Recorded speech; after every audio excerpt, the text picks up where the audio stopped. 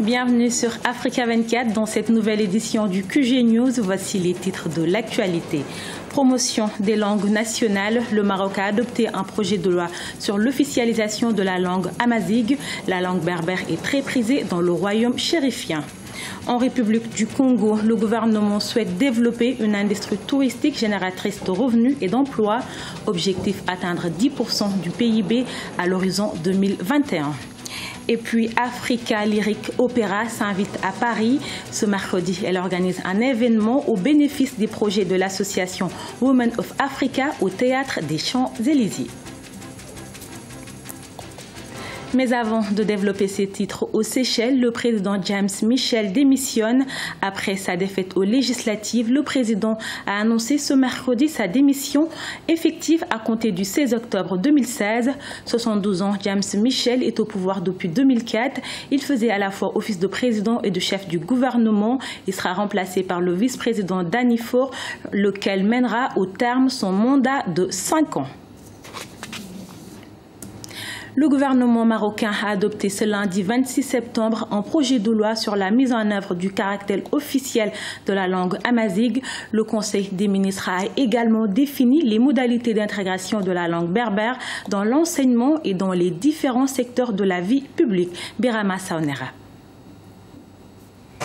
Au Maroc, le gouvernement a adopté un projet de loi sur la mise en œuvre du caractère officiel de la langue amazigh. Objectif, faire la promotion des langues nationales.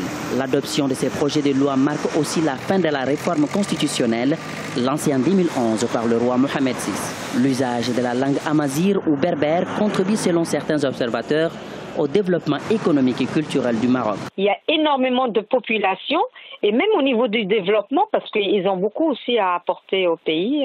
C'est quand même les premiers commerçants au Maroc. Il fallait mettre quelque chose en place pour la langue amazigh parce que ils tiennent aussi à une partie du développement, que ce soit culturel, économique et autres. La langue amazigh est très prisée des Marocains. Selon un recensement datant de 2004, 8 millions de personnes parlent l'un des 3 dialectes berbères du pays. Le projet de loi du gouvernement définit également l'usage de la langue amazigh dans l'administration, les collectivités territoriales et les services publics.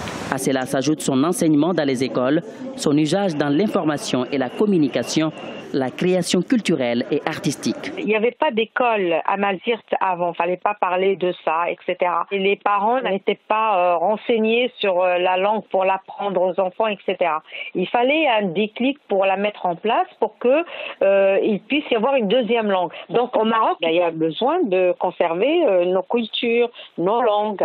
Le projet de loi sur l'officialisation de la langue amazigh ou berbère doit encore être avalisé par le Parlement. Ainsi, selon les autorités marocaines, cela se fera après les élections législatives prévues le 7 octobre 2016.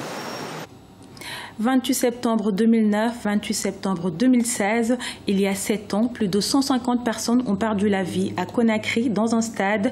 Elles étaient réunies pour manifester contre la candidature à la présidentielle de Moussa Dadis Camara, chef de la junte de l'époque. 7 ans après le drame, les familles des victimes sont toujours dans l'attente du jugement des coupables. Aucune date de procès n'est annoncée.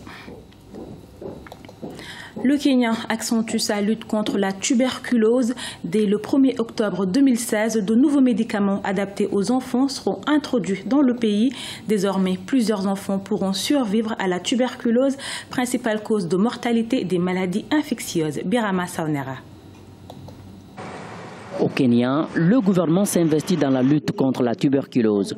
Il s'apprête à lancer dès le 1er octobre 2016 un médicament contre cette maladie chez les enfants. L'une des principales causes des décès dans le monde, la tuberculose a coûté la vie à 140 000 enfants et 1,37 million d'adultes en 2014, selon l'Organisation mondiale de la santé. Le nouveau traitement qui sera mis en place permettra de guérir la tuberculose dans un délai de 6 mois. Ce médicament a été approuvé par l'Organisation mondiale de la santé pour une utilisation en fin d'année 2015 et nous avons bon espoir avec ce médicament car nous savons que les défis à relever en termes de soins de santé sont énormes. Nous avons suivi de bout en bout ces tests et nous nous apprêtons à le rendre disponible pour tous les enfants. Et début octobre, chaque enfant souffrant de la tuberculose doit avoir un meilleur traitement. Au Kenya, le test et le traitement de la tuberculose sont gratuits dans les établissements de santé publics. Cependant, elle est souvent diagnostiquée tardivement ou confondue avec d'autres maladies infantiles. Jusque-là, les enfants atteints de cette maladie pulmonaire potentiellement mortelle étaient soignés avec des pilules conçues pour les adultes. Nourrir les enfants est une tâche ardue. L'alimentation des enfants qui sont malades est encore une tâche plus difficile et donc le mélange du médicament avec la nourriture signifie que si la nourriture n'a pas été consommée, le médicament n'a pas été pris et donc nous perdons des enfants car la posologie n'est pas respectée. Il y a aussi des enfants qui développent d'autres formes de tuberculose qui résistent aux médicaments. Selon l'Organisation mondiale de la santé, au moins 1 million d'enfants dans le monde sont atteints de la tuberculose chaque année. Plusieurs experts de la santé misent sur l'efficacité du nouveau traitement. Le Kenya sera ainsi le premier pays dans le monde à déployer un tel programme qui sera ensuite reproduit dans 18 autres pays. Atteindre 10% du produit intérieur brut à l'horizon 2021, c'est l'ambition du gouvernement congolais et cela grâce à une industrie touristique génératrice de revenus et d'emplois qu'entend développer le Premier ministre. L'annonce a été faite par le ministre du Tourisme et des Loisirs, Arlette Soudan-Nono, ce 27 septembre 2016 à l'occasion de la 37e journée mondiale du tourisme. C'est un reportage de Deva Ponzo, correspondant en République du Congo. Le tourisme génère 1 emploi sur 10 dans le monde. Conscient des opportunités qu'offre ce secteur, le gouvernement congolais a décidé de faire du tourisme un des secteurs clés de son économie et de la nécessité de sa diversification. Le ministère du Tourisme ambitionne d'améliorer la contribution de ce secteur au portefeuille public. Cela exige de porter un regard attentif sur le tourisme local ainsi que les sites connus et inconnus qui le constituent. Le gouvernement, votre gouvernement, que dirige le Premier ministre Clément Mwamba, entend développer au cours des 5 prochaines années une industrie touristique génératrice de revenus et d'emplois pour atteindre 10% de notre produit intérieur brut à l'horizon 2021. Le diagnostic de ce secteur dans notre pays a permis de mettre en évidence des améliorations observées ces dernières années et de relever les insuffisances dont il souffre. La République du Congo dispose de plusieurs atouts qui nécessitent d'être mis en valeur. La beauté, la richesse et la diversité des sites soutenus par leur potentiel naturel et culturel, la densité et la diversité des forêts, l'envergure et la majesté du fleuve Congo. À côté de ces atouts, des écueils ralentissent le développement de ce secteur. La faible valorisation des sites touristiques, la faible consommation des produits touristiques par les Congolais eux-mêmes, l'absence des parcs zoologiques. Le potentiel naturel reste sous-exploité.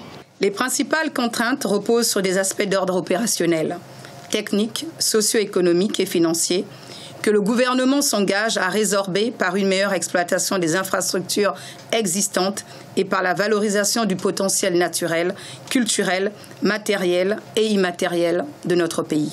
Le tourisme peut constituer une source de développement et de progrès à tous les niveaux. Par ailleurs, le ministère du Tourisme et des Loisirs a décidé de mettre en place un guichet unique des systèmes du tourisme, de l'hôtellerie et des loisirs avec à la clé la création d'une direction des systèmes d'information et de communication en son sein.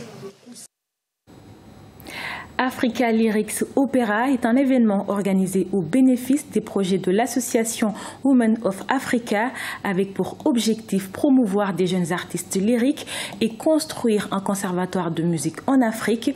La soirée se déroule ce mercredi au Théâtre des Champs-Élysées à Paris, un événement qui verra la participation de l'Orchestre symphonique de la garde républicaine, du chœur de l'armée française et plusieurs artistes. Olivia Héré-Dobré nous en dit plus.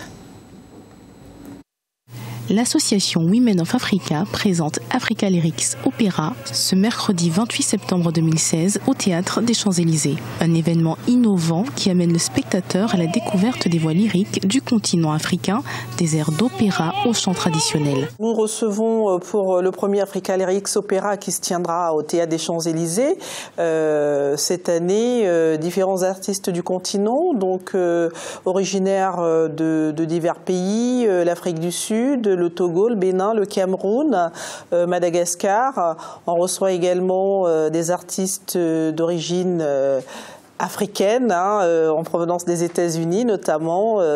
Voilà, et on reçoit également une grande cantatrice sud-africaine. Africa Lyrics Opera est un projet organisé au profit de jeunes artistes lyriques et destiné, entre autres, à récolter des fonds pour la construction d'un conservatoire de musique en Afrique. La démarche de Women of Africa, c'est justement d'apporter une ouverture sur l'art lyrique, de permettre également à des artistes d'être présents sur la scène française. De nombreux artistes africains, notamment, que l'on ne connaît pas. Ou alors des jeunes artistes que nous soutenons, qui seront présents au Théâtre des Champs-Élysées, pour justement promouvoir la musique, mais également en toile de fond, c'est soutenir aussi notre programme lyrique par le biais de la création d'un conservatoire de musique en Afrique. De nombreux artistes solistes tels que Phumeza Machizika, soprano ou encore Chauncey Packer seront présents, accompagnés par l'orchestre symphonique de la garde républicaine et du chœur de l'armée française. Le spectacle Africa Lyrics, présenté ce mercredi 28 septembre, a pour vocation d'amener le spectateur à la découverte de grands classiques lyriques allant des airs d'opéra italiens, allemands et français aux chants africains. Et c'est ainsi que s'achève ce journal réalisé par l'ensemble de la rédaction. Nous vous remercions pour votre fidélité. Dans un instant, une nouvelle édition de l'actualité sur Africa 24.